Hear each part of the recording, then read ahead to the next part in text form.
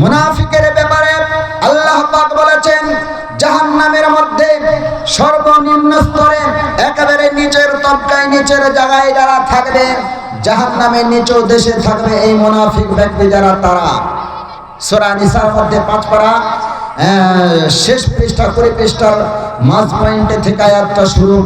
আল্লাহ রাব্বুল আলামিন বলেন ইন্নাল মুনাফিকিনা ফিদ দারকিল আসফালি মিনান নার, মুনাফিক যারা হবে তাদের জাহান্নামের নিম্ন স্তরে ঠাঁই হবে, জায়গা হবে। কেন? এই জন্যই একজন মুনাফিক সে যতটা না ক্ষতি করতে পারে শত্রু ততটা করতে পারে না। কেমন করে সম্ভব হতে পারে? ধরে নেন আপনার মালগাঁও ইস্ট পাড়া নাকি দেখলাম হ্যান্ডবিলে এই জায়গাটার নাম, এই পাড়ার সঙ্গে অন্য একটা পাড়ার সঙ্গে ঝামেলা মারামারি হয়েছে, কিন্তু আপনার এই ইস্ট পাড়ার একজন মানুষ, মাদ্রাসা পাড়ার একজন মানুষ ওই পাড়ার লোকের সঙ্গে সে আনাগোনা করে। আপনারা ওই পাড়ার বিরুদ্ধে যা যা ষড়যন্ত্র করছেন সেগুলা সব জানার পরে আপনাদের কাছ থেকে জেনে ওখানে গিয়ে বলে দেয়, এবং ওরা যা কিছু করছে ওই দলের সব জানার পরে এদের কাছে ভালো হওয়ার জন্য এদের কাছে বলে যায় যে অমুক অমুক জন এই কথা বলছে, এই করছে, তারা এই প্ল্যান করছে। তার মানে একজন যে শত্রু তাকে আমি দেখলে দূর থেকে সাবধান হয়ে যাব, ও আমাকে মারতে পারে, সে আমাকে আঘাত করতে পারে। শত্রু যে ক্ষতিটা না করতে পারলো, আমার ভেতরের কথা প্রকাশ করে ওই মুনাফিক যে ব্যক্তি করে সে এই এত বড় ক্ষতিটা করলো। দেখবেন ভাই আমার, যদিও গ্রামাঞ্চলের কথা বলছি, আমাদের কলকাতা নদিয়া জেলায় বাড়ি, অনেক সময় যারা বড় বড় ডাকাত কিছু কিছু জায়গায় যে খুন হয়ে যায়, তার শত্রু দল যারা থাকে তারা তাকে মার্ডার করতে পারে না, খুন করতে পারে না। নিজের মধ্য থেকে একজন সে যখন মুনাফিকি করে, কোন কায়দায় পদ্ধতিতে প্রলোভন দেখিয়ে তাকে ডেকে নিয়ে যায়, নিয়ে যাওয়ার পরে তার সঙ্গে মুনাফিকি করে, সে তাকে নিয়ে মার্ডার করে দেয় এবং খুন করে দেয়, এটা সক্ষম হয়। কারণ শত্রু যেটা পারলো না, এ তো জানে যে আমার শত্রু আগে থেকে সাবধান, মুনাফিকি যে ব্যক্তি তার দ্বারা এটা ঘটলো সে এটা পারলো। এই জন্য মুনাফিক থেকে বড় সাবধান। আল্লাহ পাক ওই জন্যই বলেছেন একজন শত্রু সে যতটা না করতে পারছেন, কিন্তু মুনাফিক যে ব্যক্তি সে ইসলামের বেশি ক্ষতি করেছে, এবং সমাজেও যারা মুনাফিকে করবে তাদের দ্বারাতেই সমাজ বিশৃঙ্খলা, সমাজে অশান্তি বাঁধে, সমাজে অশান্তি ছড়িয়ে পড়ে। এই কারণে আল্লাহ পাক বলেছেন মুনাফিকদের ঠিকানা হবে জাহান্নামের নিম্ন স্তরে। আমার ভাইয়েরা, তাহলে মুনাফিক কারা? আমার সমাজে হয়তো আমার দাড়ি নাই, আমি নামাজ পড়তে পারি না, আমি ঠিকভাবে হয়তো রোজা রাখতে পারি না, এগুলো আমি করতে পারি না বলে তাহলে কি আমার মধ্যে মুনাফিকের আলামত আছে? তা নয়, বরং আল্লাহর নবী স্পষ্ট, আমি যে হাদিসটা তেলাওয়াত করেছি, পেশ করেছি, এই হাদিসটার মধ্যে আল্লাহর নবী বলেছেন কোন ব্যক্তির মধ্যে যদি এই আলামত পাওয়া যায়, একই সঙ্গে 3টে আলামত যদি পাওয়া যায়, তাহলে সেই ব্যক্তি মুনাফিক। তার মধ্যে এক চান্সে তোমরা বুঝে নেবে, ও যতই নামাজ পড়ো, যতই হাজি গাজি পাজি আলে মাওলানা যাই হোক না কেন, সেই ব্যক্তি হলো মুনাফিক। তাহলে এবার আমরা একটা একটা করে লিস্ট ধরে একটু বুঝে নেব যে সত্যিকারের আমাদের মধ্যে, আমার মধ্যে বিশেষ করে ওই মুনাফিকের আলামতটা আছে না নাই। প্রথম নম্বর একটা একটা করে আমরা মিলিয়ে নেব। 3টে আলামত আছে। আল্লাহর নবী বলেন আয়াতুল মুনাফিকি সালাসুন, মুনাফিকের আলামত হলো 3টা। প্রথম নম্বর হলো ইযা হাদাসা কাযাবা। আল্লাহর নবী বলেন মুনাফিকের প্রথম নম্বর আলামত হলো ও যখন কথা বলে মিথ্যা বলে। মুনাফিক ব্যক্তি কথায় কথায়, বেশির কথায় সে মিথ্যা বলে। আমার ভাইয়েরা, এই মালগার মানুষ আমরা যারা পুরো সমাজে যে জায়গায় আমরা থাকি না কেন, যদি কোনো বান্দা মিথ্যা বলে বুঝে নিতে হবে ওই ব্যক্তির মধ্যে মুনাফিকের আলামত পাওয়া গেল। অন্য একটা হাদিসের মধ্যে আল্লাহর নবী বলেন আসিদকু ইউজি ওয়াল কিযবু ইহলিক, যারা সত্য বলে সত্য মানুষকে নাজাত দেয় আর মিথ্যা মানুষকে ধ্বংস করে দেয়। কেমন করে সম্ভব? একটি দোকান করেছে, মুদিখানার দোকান। ওই দোকান থেকে মাল বিক্রি করে 1 কেজিতে 900 গ্রাম দেয়, কোন সময় 1 কেজিতে আপনার 950 গ্রাম দেয়।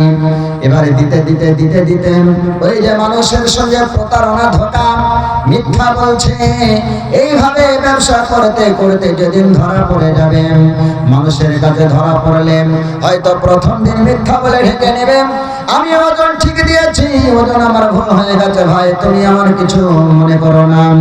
একজন যদি বলে আরেকজন বলবে, বলতে বলতে সবাই পাড়ার লোক যদি যা বলে ফেলে যে না সত্যই আমাকেও কম দিয়েছে, আমাকেও কম দিয়েছে, ওই ব্যক্তির যে ব্যবসাটা চলতো, ব্যবসার মধ্যে মিথ্যা বলার কারণে ব্যবসা ধ্বংস হয়ে গেল, আর কোন মানুষ তার কাছে বিশ্বাসের সঙ্গে মাল নেবে না। আর যদি কোনো ব্যক্তি সঠিক কথা বলার পরে ওই ব্যক্তি যদি 1 কেজি মাল 1 কেজি দেয়, এর উপরে যদি সে দাঁড়ি না মারে, দামটা সঠিকভাবে যদি নেয়, ওই ব্যক্তি এমন প্রতিষ্ঠিত হয়ে যায়, ওর কাছে গেলে মালটা সঠিক পাবো, ওর কাছে গেলে মালটা ওজনে ঠিক পাবো, ওর কাছে গেলে মালটা আমি দামেও ঠিক পাবো, ওই ব্যক্তি সমাজে আস্তে আস্তে প্রতিষ্ঠিত হয়ে যাবে। তার মানে সত্যতাকে নাজাত দিল, সমাজে সে প্রতিষ্ঠিত হলো। আর মিথ্যা বললে মানুষ ধ্বংস হয়ে যায়।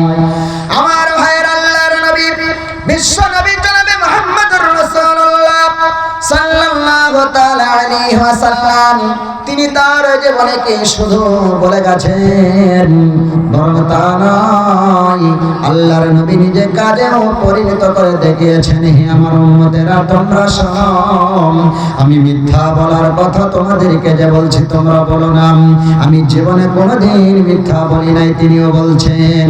যার কারণে আল্লাহর নবীর জন্য যতই তারা কাফেররা তার নিজের আপন চাচারা শত্রুতা করলেও আল্লাহর নবীর ব্যাপারে কোনোদিন তার চরিত্রে দাগ টানতে পারে নাই, বরং তাকে টাইটেল দিয়েছিল আস-সাদিক, মানে সত্যবাদী। আমার ভাইয়েরা, আমার মায়েরা, আজ সমাজে দেখেন এদিক ওদিক তাকিয়ে কত মানুষ আমরা রহ রহ মুসলমান, মাথায় টুপি আছে, মুখে দাড়ি আছে, নামাজ পড়ে, আমার মায়েরা পর্দার সঙ্গে চলে, তালিম করে বিভিন্ন জায়গায়, তারপরে ওই ব্যক্তি কেমন করে মিথ্যা বলতে পারি। আল্লাহর নবী, বিশ্ব নবী জনাবে মুহাম্মদুর রাসূলুল্লাহ সাল্লাল্লাহু আলাইহি ওয়াসাল্লাম, তিনি তার জীবনে কোনোদিন মিথ্যা বলেননি। তিরমিজির একটা হাদিস বলে আমি আপনাদেরকে বলতে চাই, এমনকি অন্যান্য গায়ের জাতি যারা ছিল, হিন্দু যারা ছিল, ইহুদি যারা ছিল, তারা পর্যন্ত আল্লাহর নবীকে বলেছেন সত্যবাদিনী, সত্য কথা বলেন।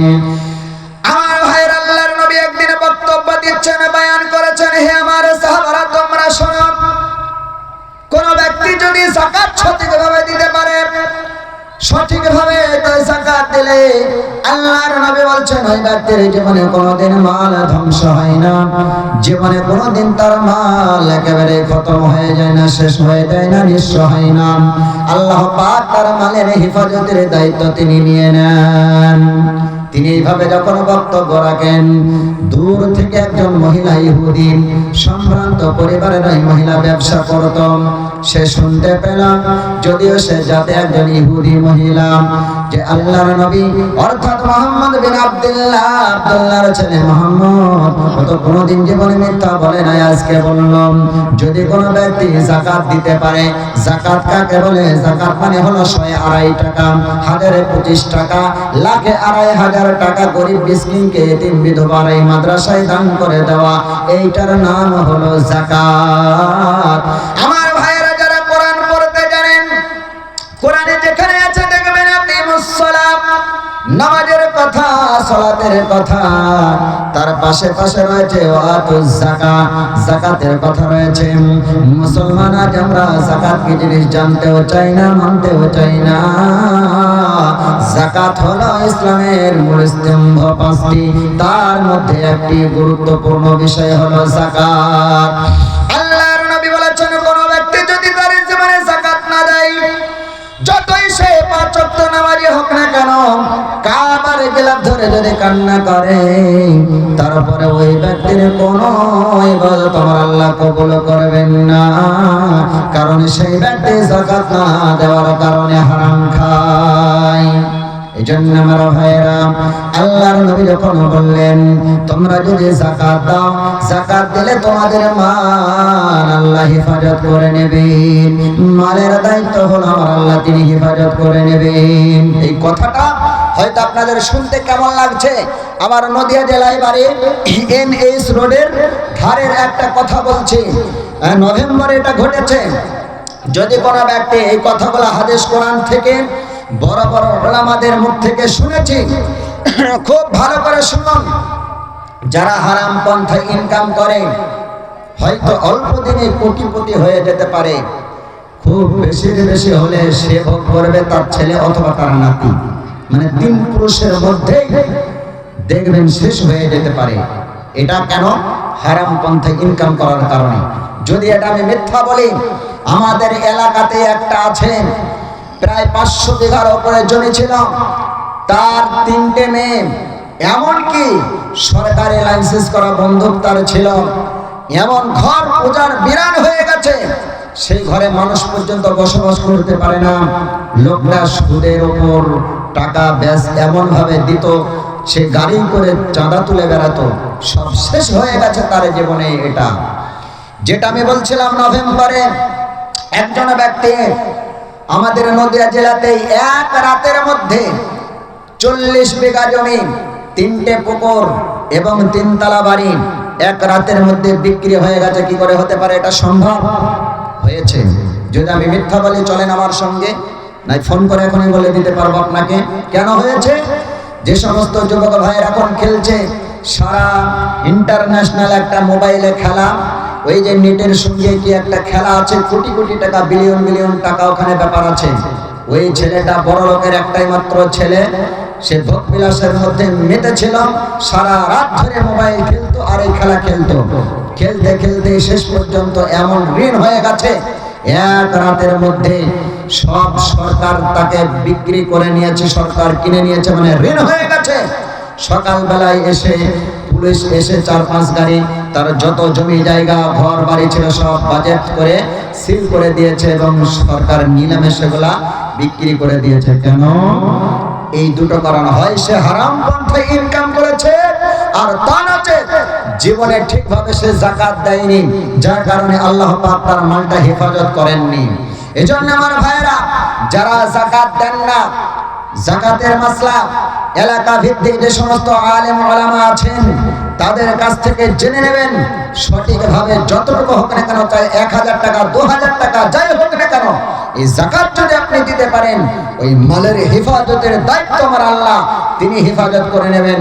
আল্লাহর নবী এই কথাটা যখনই বলেছেন, বলার সঙ্গে সঙ্গে সেই ইহুদি মহিলাটা নবীজির কথা কোনো সময় মিথ্যা বলে না, মুহাম্মদ বিন আব্দুল্লাহ, এই কথাটা শোনার পরে বাড়িতে চলে গেল। বাড়িতে গিয়ে সে যাকাত দিতে শুরু করলো, উটের যাকাত, দুম্বার যাকাত, ভেড়ার যাকাত দিতে শুরু করেছে। অন্যান্য ইহুদি মহিলা যারা প্রতিবেশী ছিল তারা বলতে লাগলো, তুমি কেন এটা করছো? এটা তো মুসলমানদের আইন, এটা তো মুসলমানেরা করে, তুমি তো ইহুদি মেয়ে, তুমি কেন করছো? সে তখন বলল, আমি আমার জীবনে যতদিন শুনেছি মুহাম্মদ বিন আব্দুল্লাহ, ওই নবী মুহাম্মদ সে মিথ্যা বলে না, আজকেও সে মিথ্যা বলতে পারে না, যার কারণে তার কথার উপরে ভিত্তি রেখে কথাকে আমি সত্য মনে করে যাকাত দিচ্ছি। আমার মালের দায়িত্ব আল্লাহ বা উপরওয়ালা প্রভু তিনি করবেন, এই কারণে তার কথাকে বিশ্বাস রেখে আমি করছি, যেহেতু সে মিথ্যা বলে না।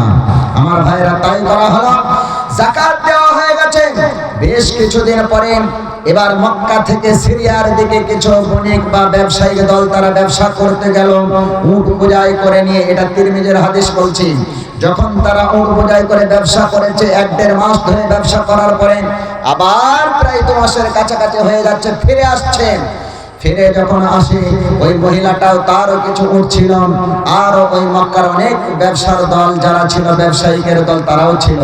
কিন্তু সবাই যখন দেখছে যে খালি হাতে কান্না করতে করতে আসছেন, এই মহিলাটা দেখে আমার কাজের ম্যানেজার এখনো পর্যন্ত পৌঁছায় না, এবার এদেরকে জিজ্ঞাসা করা হলো, কেন তোমরা কান্না করো? ওই সমস্ত মানুষেরা তখন বলতে লাগলো, আমাদের পথের মাঝখানে প্রতিমধ্যে এক জায়গায় ডাকাতের দল আমাদের উপর টর্চারিং করে মারধর করে মাল সব ছিনতাই করে নিয়েছেন, আমাদের সঙ্গে মাল কেড়ে নিয়েছে, ডাকাতি করে নিয়েছে।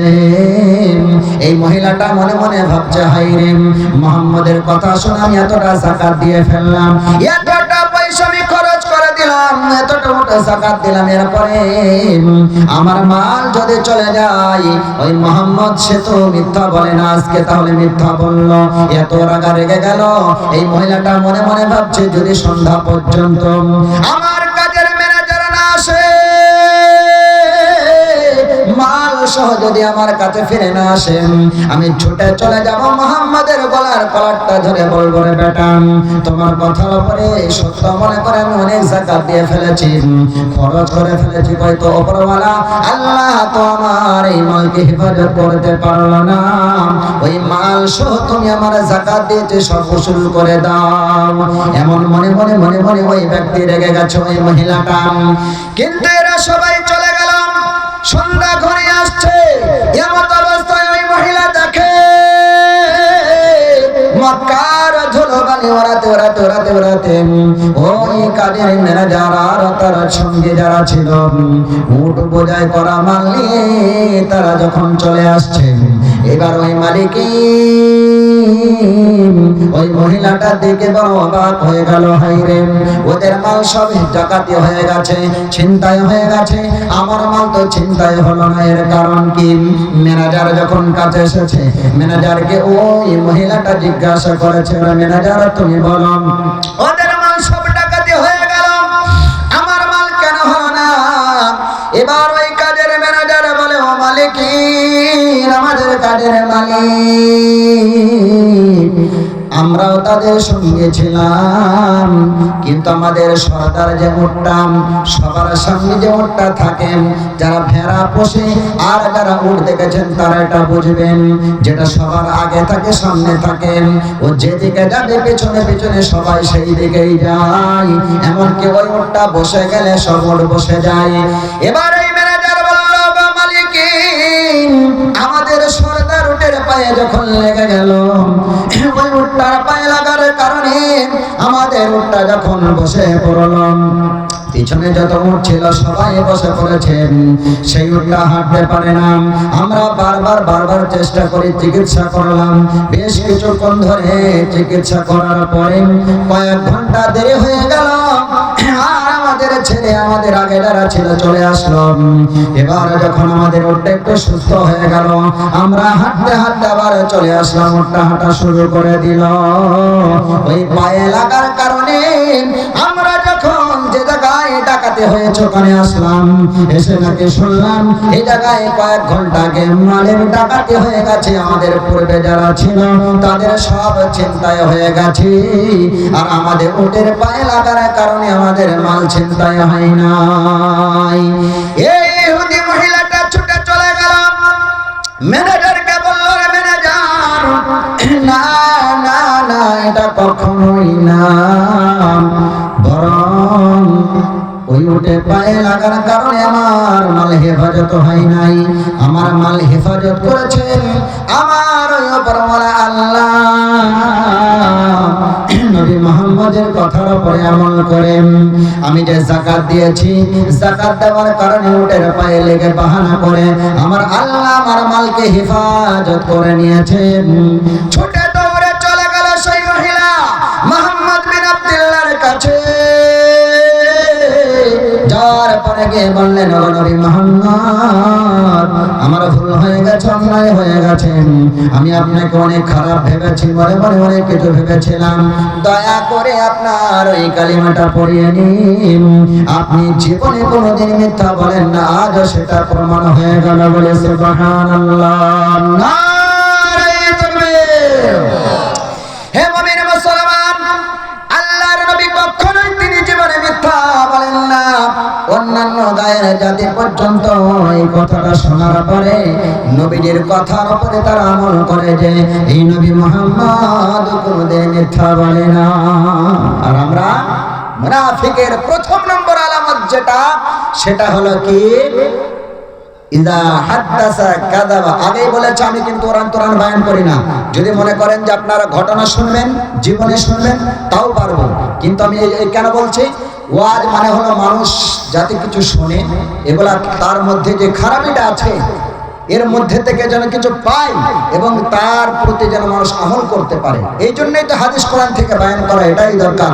আল্লাহ পাক ওটাই নির্দেশ করেছেন, ওয়াযাক্কির বিল কোরআন, হে নবী আপনি নসিহত করুন বিল কোরআন, কোরআনের দ্বারাই। কোরআনের ব্যাখ্যা হলো হাদিস, এই জন্য হাদিস এবং কোরআন থেকে বায়ান হবে।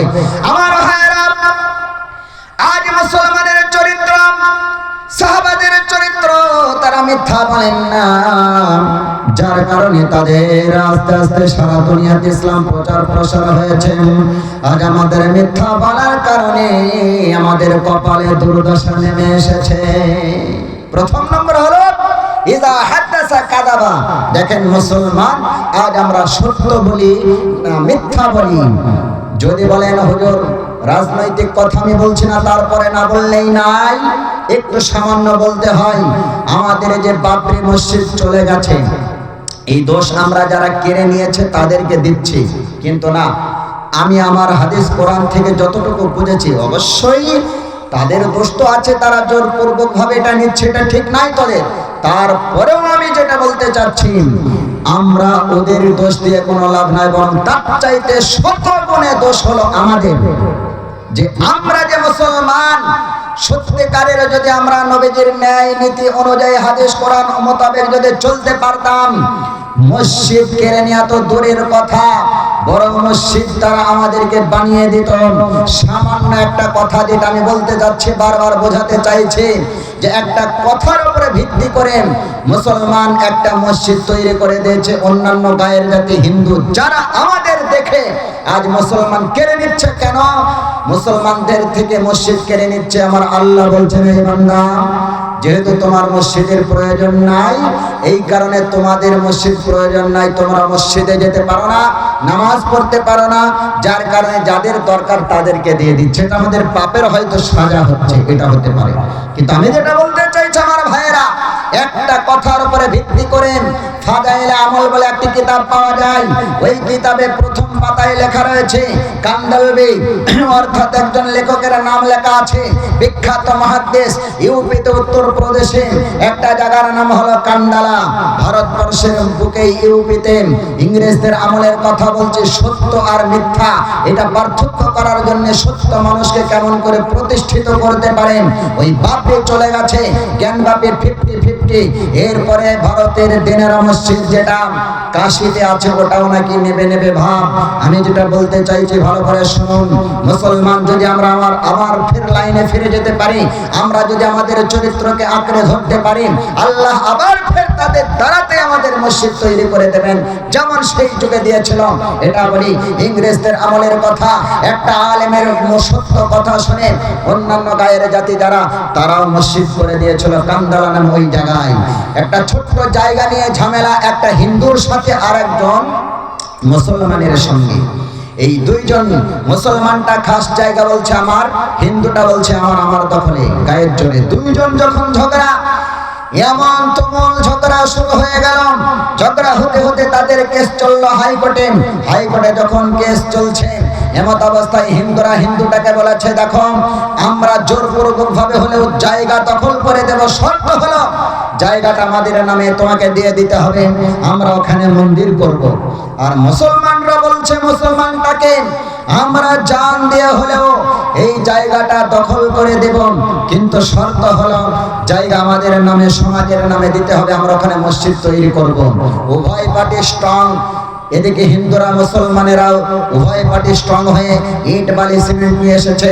হিন্দুরা মন্দির করবে, মুসলমানেরা মসজিদ করবে। উভয় পার্টি যখন মারামারির মুখোমুখি হয়ে গেছে, এমত অবস্থায় যেহেতু তাদের কেস চলছে হাইকোর্টে ডাকা হলো।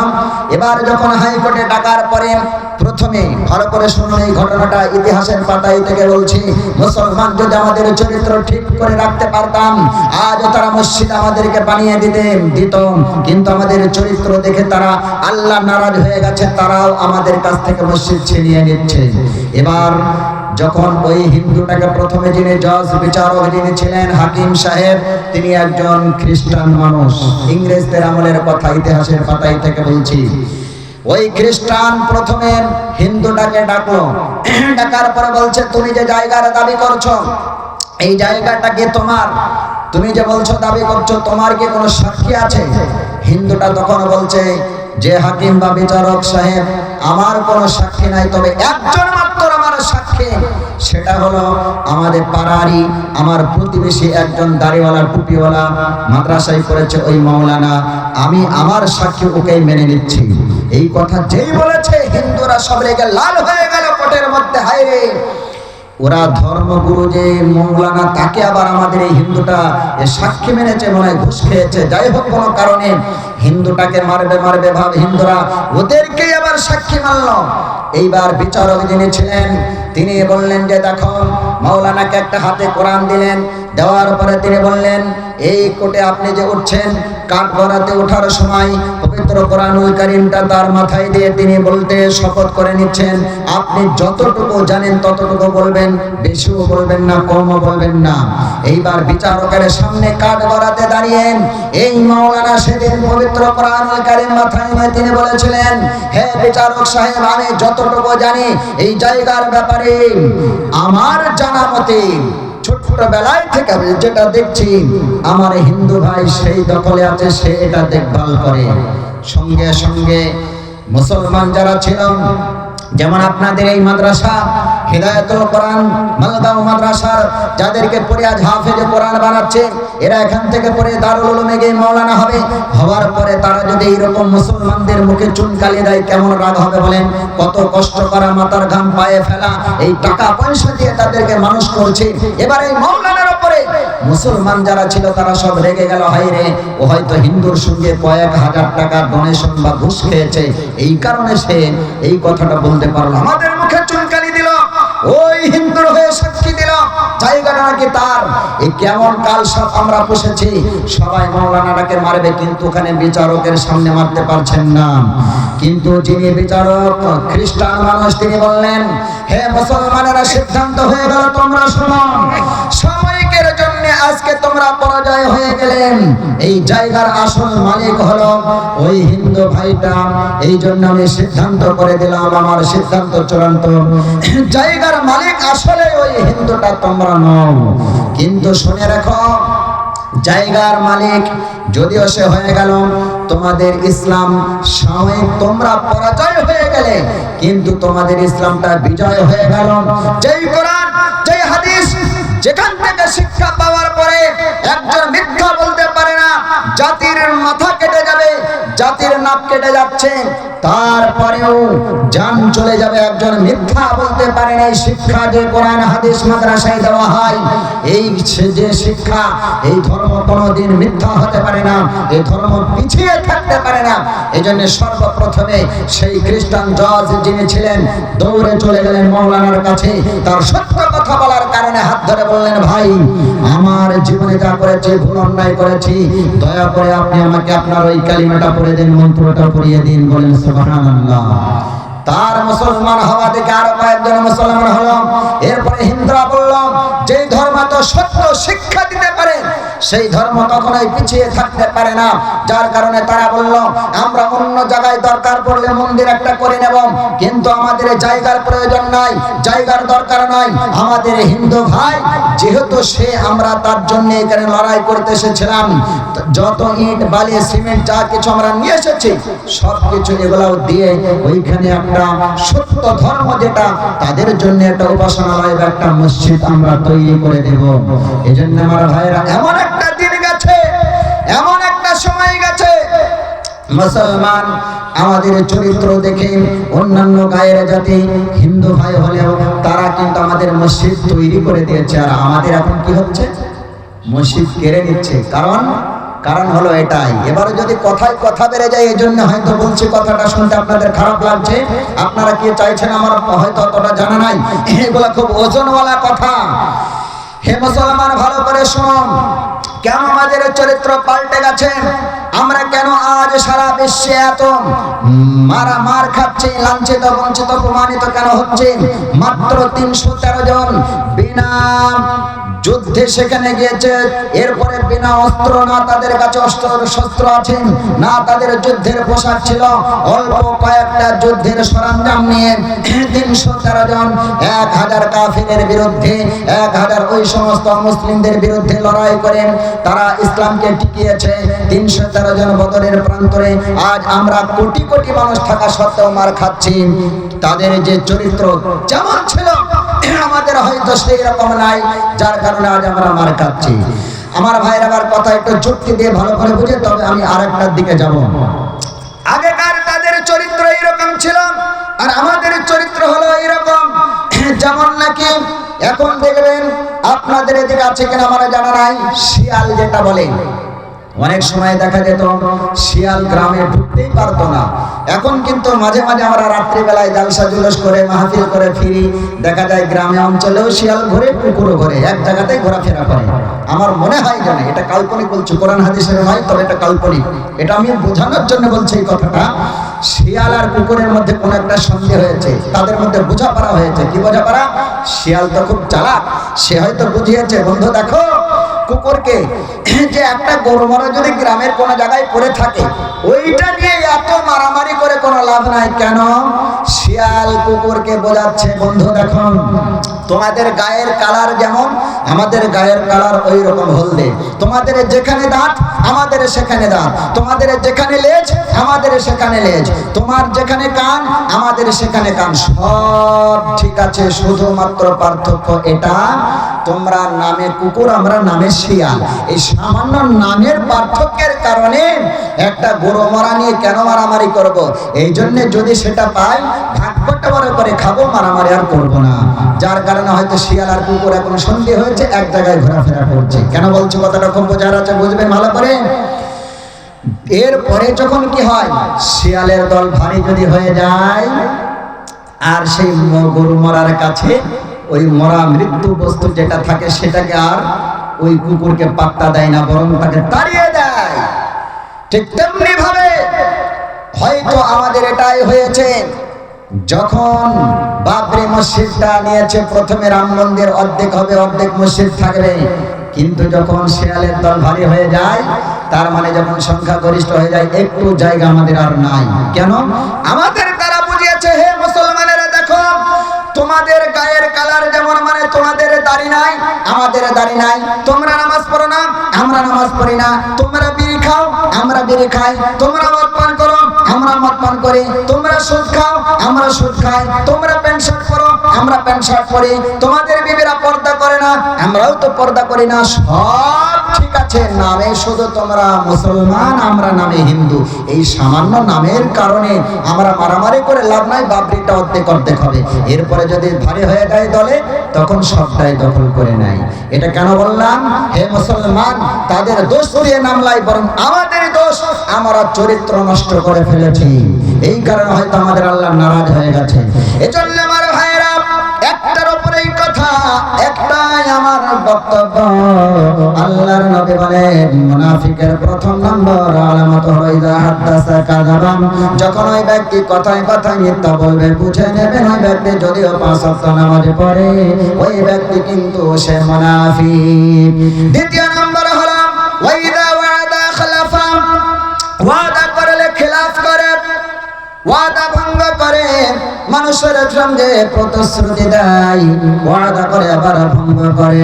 আমার ভাইরা, এই যে আপনাদের হিদায়াতুল কোরআন মাদ্রাসা, মালগাঁও মাদ্রাসার জন্য অনেক মানুষ আজ পর্যন্ত দেখা যায় বছরে তারা ওয়াদা করে 5000 টাকা দেব, সবার সামনে নাম নেওয়ার জন্য ওয়াদা করে দিল 10,000 দিব, কিন্তু ওই ব্যক্তি হয়তো 1 বছর তার অসুবিধা হতে পারে, 2 বছর হতে পারে, 3 বছর হতে পারে, এরপরে যদি জীবনে দেওয়ার মতো তার আপনার ওই রকম সক্ষম আছে, দিতে পারবে, যদি না দেয় বুঝে নিতে হবে ওই ব্যক্তি আপনার ওয়াদা করে ভঙ্গ করলো। হে মুমিন মুসলমান, ওয়াদা আজ আমরা ভঙ্গ করি, যার কারণে সুদের কারবার বেড়ে গেছে। একজন মানুষের কাছে যদি আমি টাকা ধারে নিই, 5,000 টাকা বলবো ভাই তোমাকে রোজার উপরে দিয়ে দেব, রোজার মাস আসছে আমার সংসার চলছে না, 5,000 টাকা নিব। এরপরে যখন 5,000 নেওয়ার পরে সংসার চালাতে পারলাম না, হঠাৎ করে আরো 5,000 দরকার, কেউ তো ধার দেয় না, আমি চলে গেলাম একজন সুদখোরের কাছে, সুদের উপরে নিলাম 5,000 টাকা, রোজার পরে আমি দিতে পারছি না। এইবার আমার যে ওয়াদা করলাম সুদখোরের টাকাটা 5,000 আগে দেওয়ার চেষ্টা করব, ও মুমিন মুসলমান, কিন্তু আমরা যে ধার নিয়েছি তার টাকাটা দেওয়ার আমরা চেষ্টা করি না। কেন? বলো তো বন্ধু, ধার নিয়েছি ওকে 2 মাস পরে দিলে অসুবিধা নাই, কিন্তু যে সুদের উপরে যার কাছ থেকে নিয়েছে ওকে আগে দিতে হবে, ওকে না দিলে আমার সুদের টাকা বেড়ে যাবে। এই জন্য সুদখোরেরাও বলছে তুই আমার সঙ্গে নিয়ে যা, যত পারিস ওয়াদা ভঙ্গ কর, 2 বছর 3 বছর যা করবে কোনো আমার লোকসান নাই, কিন্তু যার সাথে আমি ধারটা নিলাম করজে হাসানা উত্তম ধার, সে কিন্তু আমার ওয়াদা ভঙ্গ করার কারণে জীবনে আর কাউকে দেব বলে মনে হয় না ধারটা। কেন?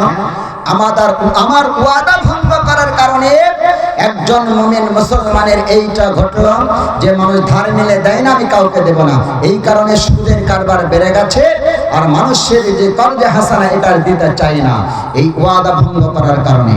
আমার মুমিন মুসলমান ভাইয়েরা, ওয়াদা যদি মুসলমানের জীবন চলে যায়, তারপরেও একজন মুমিন মুসলমান কখনোই ওয়াদা ভঙ্গ করতে পারে না। আজ আমরা কথায় কথায় ওয়াদা ভঙ্গ করি, যেমন ধরেন আমাদের এলাকার কথা বলি, গত বছরে আমাদের হয়তো আপনার উত্তর দিনাজপুরে কোনো সময় এসেছেন কিনা একটা বক্তা, নাম করা আমাদের ওই 24 পরগনার বক্তা, ওয়াদা করলো ঠিক সময়ে আসবেন, কিন্তু দিনের দিন বলছে আর আমি যাব না। ধরে নিন ওয়াদা ভঙ্গ করা কাকে বলে? আমি এখানে ডেটটা নিয়েছি প্রায় 1-1.5 মাস আগে, এমন একটা শরীর অসুস্থ আমার হয়ে গেল, আমি আর এখানে পৌঁছাতে পারবো না, হসপিটালে ভর্তি, আল্লাহ না করুন, তাহলে এটা আমার ওয়াদা ভঙ্গ করা হলো না, এটা গরজরে মা কোলা, অর্থাৎ এটা অসুবিধার কারণে হয়েছে, কিন্তু আমি সব ঠিক আছে আসতে পারলাম না, এটাই হলো ওয়াদা ভঙ্গ করা। তো মুমিন মুসলমান কখনোই সে ওয়াদা ভঙ্গ করতে পারে না। সাহাবাদের এই জীবনে থেকে জানা যায় জীবন চলে যাবে তাও ভালো, কিন্তু তারা ওয়াদা ভঙ্গ করে না। আমার মায়েরা এবার একটু ভালো করে শুনুন, আমার মায়েদের মধ্যে এটা চলে যে কোনো জিনিস হয়তো কারোর কাছ থেকে ধার নিয়েছে এবং সেটা ওয়াদা করলো যে আমি তোমাকে ওই দিন দিয়ে দেবো, আর দিতে চাই না, এটা ঠিক নয়, এটা আপনার আস্তে আস্তে সমাজে মানুষের কাছে আপনি খারাপ হবেন। আল্লাহর নবী এমন ভাবে শিক্ষা দিয়ে গেছেন। আমার ভাইরা, হযরত ওমরের জামানার কথা বলি, একজন মুমিন মুসলমান ওয়াদা যদি সে ব্যক্তি করেন, জানতে হলে ওয়াদা কেমন করে ওই ব্যক্তি রক্ষা করে দেখেন। হযরত ওমর রাদিয়াল্লাহু তাআলা আনহুর জামানা, নবীজি বিদায় নিয়ে চলে গেছেন, রওজায় তিনি শহীদ হয়ে আছেন। এবার মক্কার একজন যুবক মনে মনে চাইলাম নবীজির কবরটা একটু জিয়ারত করব, নবীজির রওজা আমি জিয়ারত করব। একটা যখন সে ঘোড়া নিয়ে নবীজির রওজা জিয়ারত করার জন্য চলেছেন, বেশ কিছু দূর যাওয়ার পরে মক্কা থেকে মদিনা প্রায় 4-4.5 কিলোমিটারের রাস্তা। এই যুবক 300-350 কিলোমিটারে যাওয়ার পরে এক জায়গায় গিয়ে এক জায়গায় বসে পড়লো গাছতলার নিচে। যখন ওই যুবকটা বসেছে বিশ্রাম নিতে গিয়ে ঘুমিয়ে গেছে, তার এই যে আপনার উট ছিল অথবা ঘোড়া, এই উটটা ছেড়ে যাওয়ার পরে যখন উটটা রশি ছিঁড়ে ক্ষুধার্ত উটটা চলে গেল পাশে একটা বাগানে। মায়ের আমার ভাইরা, ঘটনাটা ভালো করে শুনবেন, এটাও একটি ইতিহাসের কথা বলছি। মুমিন কেমন করে সে ওয়াদা ভঙ্গ করে না, মুমিন জান চলে যাবে তবে মুসলমান ওয়াদা করবে, ওয়াদা ভঙ্গ করবে না। এবার ওই ব্যক্তি সেই যুবকটা গাছের নিচে বসলো, ঘুমিয়ে গেছে। উটটা পাশের বাগানে খেজুর গাছ খেতে শুরু করেছে। যখন খেজুর গাছ খেতে খেতে ছোট ছোট চারা খেজুরের বাগান সব খেয়ে নেয়। কিছুক্ষণ পরে ওই বাগানের মালিক একজন বৃদ্ধ আসলো। বুড়ো মানুষটা আসার পরে দেখে কোথায় থেকে একটা উট এসেছে আমার বাগানের খেজুর গাছ খেয়ে নাই। ধারালো চোখাল একটা পাথর নিয়ে উটটাকে তাড়াতে গেছে, এই জায়গায় কণ্ঠনালীতে যে লেগে গেছে, সঙ্গে সঙ্গে উঠতাম রক্ত ফিঞ্জে দিয়ে মারা গেল। জায়গায় শুয়ে পড়েছে। উটের নহর করলে মারা যায়। উটটা যখন রক্তাক্ত অবস্থায় মরে গেল, এই বৃদ্ধ কিন্তু পালাই নাই, দাঁড়িয়ে রয়েছে উটের সামনে পাশেই। কিন্তু এই যে যুবক উঠে দাঁড়ালাম, দাঁড়ানোর পরে ঘুম থেকে উঠে দেখে আমার উঠ নাই, খুঁজতে লাগলাম। খুঁজতে খুঁজতে দেখে ওই জায়গায় একজন বৃদ্ধ দাঁড়িয়ে আমার উঠটা শুয়ে আছে। উটের কাছে গেল, গিয়ে দেখে রক্তাক্ত অবস্থায় উটটা মরে গেছে। এবার বৃদ্ধকে জিজ্ঞাসা করে, চাচা কি হয়েছে বলুন। এবার ওই বৃদ্ধ সত্য কথা যেই বলে দিয়েছেন, এই যুবকটা রাগের মাথায় থাকতে না পেরে একটা ছোট্ট পাথর নিয়ে যখন বৃদ্ধের দিকে মেরে দেয়, ওই বৃদ্ধর কাঞ্চ বলে লেগে সঙ্গে সঙ্গে দুর্বল মানুষ সে লুটিয়ে পড়ে মাটিতে মরে যায়। সে যখন ইন্তেকাল করলো, এই মুসলমান যুবক পারলে সে অন্য জায়গায় বিদেশি জায়গা পালিয়ে যেতে পারতো, কিন্তু না না, পালালো না। মুরগ দাঁড়িয়ে রয়েছে, সন্ধ্যা হয়ে গেল। এমত অবস্থায় দুইজন যুবক আসলো, তার আব্বাকে খুঁজতে দেখেন আমাদের আব্বা নাই, ওই খেজুর বাগানে শুয়ে পড়েছে, মরে গেছে। আর একটা উট মরে পড়ে আছে, পাশে একটা যুবক দাঁড়িয়ে আছেন। এবার এই দুইজন যুবক এই যুবককে বলে, ভাই কি হয়েছে বলো। এই যুবক সব যখন বলার পরে ওই দুইজন যুবককে বলতে লাগলো, ভাই রে, দয়া করে তোমরা আমাকে মেরো না, আমাকে খুন করো না। আমাকে মারার পরে তোমাদের খুনির হাত তোমরা বানায় না, আসামি তোমরা হয় না। বরং চলো, এখন অমরের জামানা চলে, আমরা অমরের দরবারে গেলে হয়তো সঠিক বিচার পেয়ে যাব। এই দুইজন যুবক তারাও ছিল মুসলমান। ওই তিনজন মিলে চলে গেল হযরত ওমরের কাছে। ওমরের কাছে সব ঘটনাটা বলা হলো।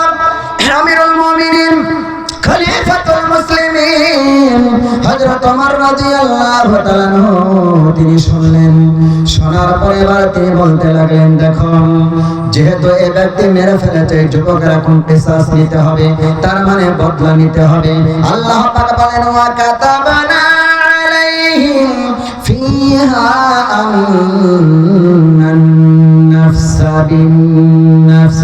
হে মুমিন মুসলমানেরা, তোমরা ভালো করে শোনো, কোন ব্যক্তি যদি কাউকে নাফসে অন্যায় ভাবে হত্যা করে দেয়, তাও তার জানের বদলে জান নিতে হবে। হযরত ওমরের ফয়সালা, তোমাকে ফাঁসি দেওয়া হবে। এবার এই যুবককে জিজ্ঞাসা করা হলো, তোমার জীবনের কোনো আশা আছে নাকি? ওই যুবক বলল, আমিরুল মুমিনিন, আমার জীবনের একটা বড় আশা, আমি তো মারাই যাব, কিন্তু আমি যে এসেছিলাম মদিনায়, আমার বাড়ি হলো মক্কায়, নবীজির রওজা জিয়ারত করব বলে আসছিলাম। ও আমিরুল মুমিনিন, ওই মক্কাতে আমি কিছু হুজুরদের সঙ্গে, গায়ের মুসলিমদের সঙ্গে টাকা পয়সা খেজুর ধার নিয়ে এসেছি। এগুলা যদি আমি না দিই, তারা বলবে, দেখো মুসলমানের চরিত্র এমন, তারা ওয়াদা করে ওয়াদা ভঙ্গ করি। এই জন্য আমি আমার আব্বা মায়ের কাছ থেকে বিদায় নেব। তাদের ওই ওয়াদা যা করেছে ওগুলো দিয়ে আমি এক সপ্তাহের মধ্যে আগামী শুক্রবার জুম্মার আগামী চলে আসবো, সময় দেওয়া হোক। হযরত ওমর বললেন, ঠিক আছে, তোমাকে সময় দেওয়া হবে, শর্ত হলো তোমার জন্য একজন জামিনদার হতে হবে, যে তুমি যদি না আসো তোমার পরিবর্তে আরেকজনকে ফাঁসি দেওয়া হবে। তাহলে কে জামিনদার হবে? ওই যুবক বলছে, ও আমিরুল মুমিনিন, আমার তো কেউ নাই এখানে, আমার বাড়ি মক্কায়, আমার পরিচয় তো কেউ নাই। হযরত আবু যার গিফারির পিছনে দাঁড়িয়েছিলেন, তিনি বয়োজ্যেষ্ঠ সাহাবা। তিনি বললেন, আল মুসলিম আখুল মুসলিম, নবী বলেছেন একজন মুসলমান আর একজন মুসলমানের ভাই। এই জন্য সেই যুবকের আমি ভাই হয়ে গেলাম। হে ওমর, তাকে আপনি ছেড়ে দেন, ও যদি না আসে জুম্মার আগে, আমি তার জন্য ফাঁসি জামিনদার হলাম, ফাঁসির রশি আমি গলায় নেব। ওই যুবককে ছেড়ে দেওয়া হলো। সেই যুবক চলে গেল বাড়িতে। ওয়াদাটা করেছিল সব পূর্ণ করার পরে আব্বার কাছে যায়, মায়ের কাছে যায়। আব্বা মায়ের কাছে যাওয়ার পরে বিদায় নিয়ে কান্না জড়িত অবস্থায় আব্বা এবং মা তাদের বিদায় দিয়ে দিলেন। এই যুবক আবার ছুটতে লেগেছে সেই ঘোড়ায় চেপে, যে ঘোড়াটা হযরত ওমর দিয়েছিলেন, সেই ঘোড়ায় চেপে যুবক ছুটতে লাগল। এদিকে জুম্মার দিনে জুম্মার নামাজ হয়ে গেল। জুম্মার নামাজের আগে, শুক্রবারের নামাজের আগে আসার কথা, কিন্তু ওই যুবক আসলো না।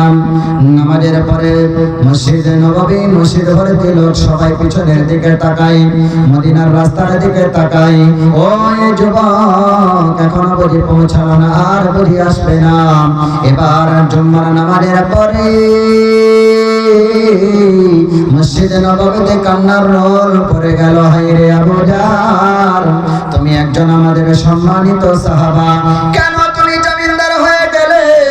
অজানা অজানা মানুষের কেন তুমি এরকম দায়িত্ব নিলে? আবু জারের ফাঁসি হয়ে যাবে, কারণ সে দায়িত্ব নিয়েছেন। যদি ওই যুবক না আসে, আবু জারকেই ফাঁসি দেওয়া হবে। হযরত আবু জারের জন্য মসজিদ ভর্তি লোক সবাই কান্না করতে লাগলো। আবু জার, হায়রে কেন তুমি দায়িত্ব নিলে? এবার ফাঁসির রশি রেডি করে আবু জারের গলায় দেবে মত অবস্থায় ওই যুবক মদিনার ধুলো বালি ওড়াতে ওড়াতে ওড়াতে ওড়াতে যখন আসেন, আর ঘোড়া ছোটে আর বলে, দয়া করে আমার ভাই আবু জারের আপনি ফাঁসি দেবেন না, আমি অমর, আমি চলে এসেছি গমর, আমি সেই যুবক চলে এসেছি, তাড়াতাড়ি করে আমার ভাই আবু জারকে আপনি ছেড়ে দিন। ছেড়ে দেওয়া হলো। সেই যুবককে বলা হলো, কেন তোমার দেরি হলো? ওই যুবক বলল, হুজুর আমার রাস্তায় আস্তে আস্তে ওটা দুর্বল হয়ে গেছে, আমার ঘোড়া, এই কারণে আস্তে আস্তে দেরি হয়েছে, দয়া করে মাফ করে দিন, ফাঁসির রশি আমার গলায় চাপিয়ে দিন। যখন ওই ব্যক্তি